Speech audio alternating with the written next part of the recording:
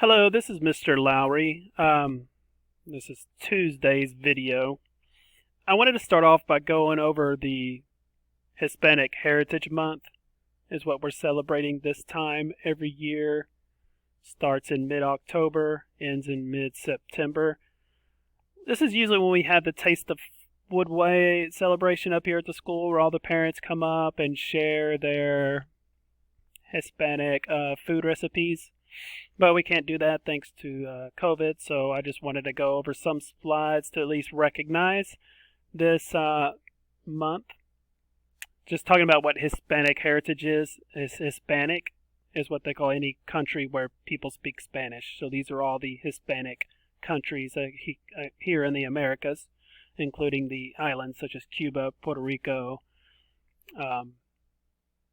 Dominican Republic, all these little ones over here too. So we wanted to celebrate today Montserrat C. Roman, who's from Puerto Rico, and she ended up being a really smart student, received lots of grants and scholarships, and then went on to work for NASA. And she's a very large contributor to the space program there. So awesome information. So if you want to grow up and be like Montserrat C. Roman and work in NASA, you need to make sure you study lots of science in high school and college. Today's objective is 3.11D1. We will edit drafts using standard English conventions by completing compound sentences with subject-verb agreement.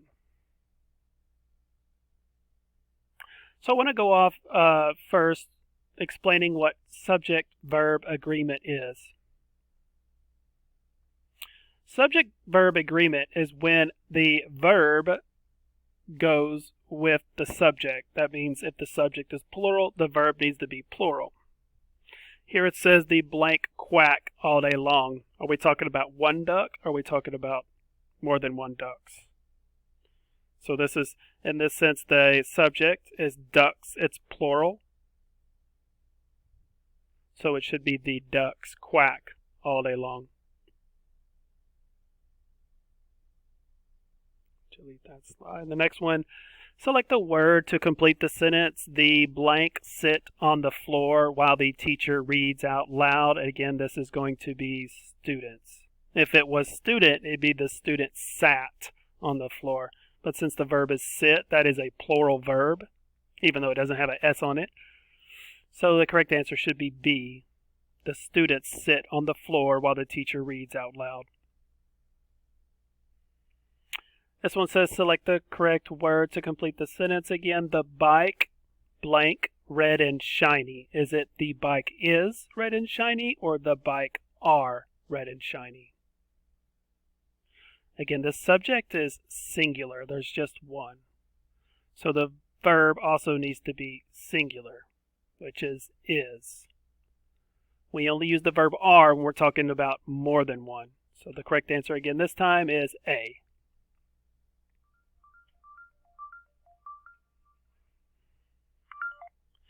Here's some more examples of sentences that, it says here, last week we talked about simple sentences. They have a subject and a predicate.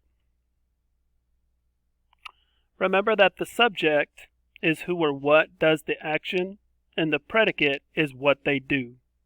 Jenny is the subject.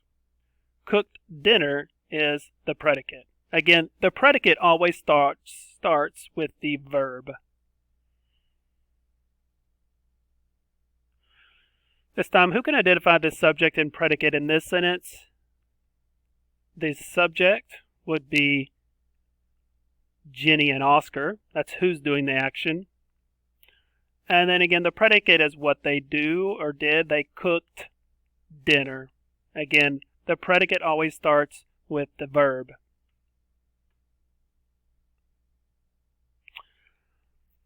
Here it says compound sentences. A compound sentence is made up of two simple sentences and a comma with a coordinating conjunction and, but, or, the word or in this case. So these are our conjunctions, and we're going to use them to join two simple sentences. Here's some examples. These are simple sentences. I helped Mom cook. she let me stir the batter. If I combine the two, I get I helped Mom cook and she let me stir the batter. I highlighted the conjunctions here. Again, the conjunctions are the words that we use to combine the two simple sentences. So the second part, we have Marco wants the red jacket. His parents like the black one. So if I combine those two, I get the compound sentence, Marco wants the red jacket, but his parents like the black one. This time the conjunction is but. And this is usually when you have two different ideas. You use that word. And then the third example, I have you can buy soup. You can make a sandwich. This is when you're having two options. You could either do this or you can do that. So the conjunction in that case is always going to be the word or. So the compound sentence reads, you can buy soup or you can make a sandwich. Here's some questions just so the kids can identify the difference between a simple and compound sentence. It says, is this an example of a simple sentence or a compound sentence? The sentence is, the dog ran away. And I'll allow them to use the chat. It's very short. I only have one subject and one predicate. Also, I don't have any conjunction there to add two ideas. It's just a simple sentence.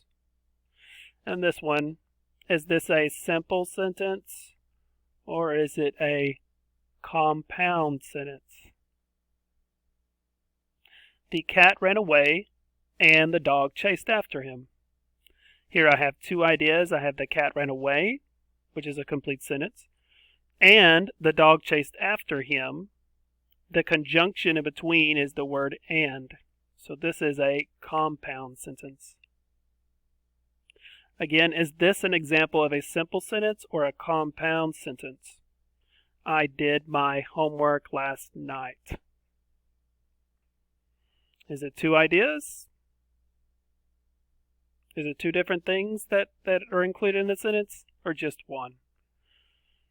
This one should be simple. Is this an example of a simple sentence or a compound sentence?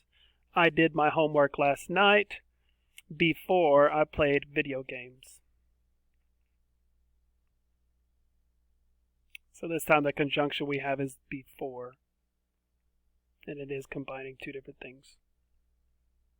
This is a compound sentence. Here's some simple sentences, and again, I'm showing how you use the coordinating conjunction or conjunction to combine the two sentences. It says, it was getting late, so I went to bed. So is your conjunction. I'm combining the two sentences. It was getting late. I went to bed. One more thing that the kids need to remember is there should always be a comma before your conjunction. And I'll type that down here to remind myself during the lesson. Always use a comma before the conjunction.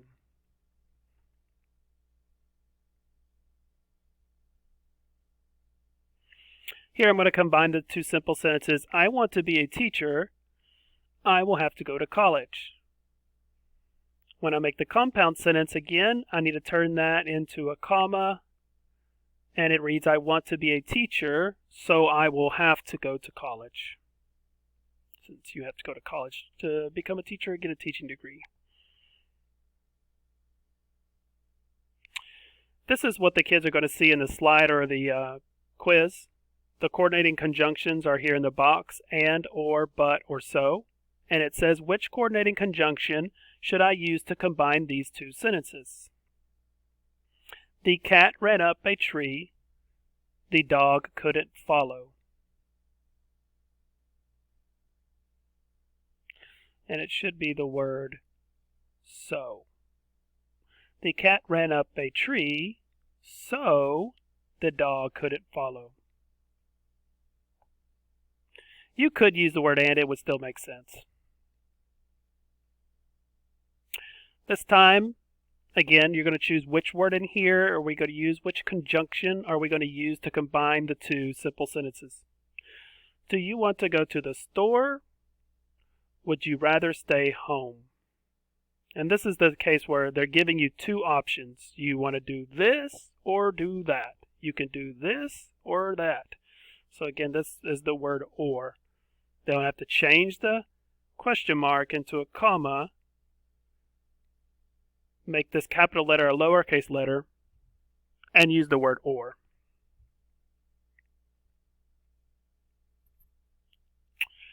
Same thing here. And that is what the kids are going to see on their slides.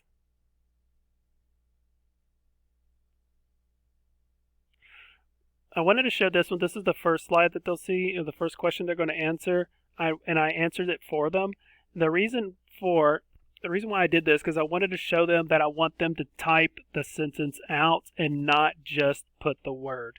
I didn't word this like I really wanted it to.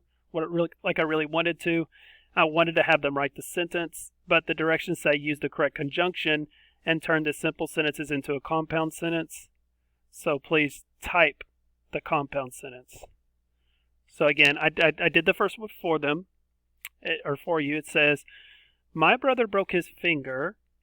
He had to go to the doctor.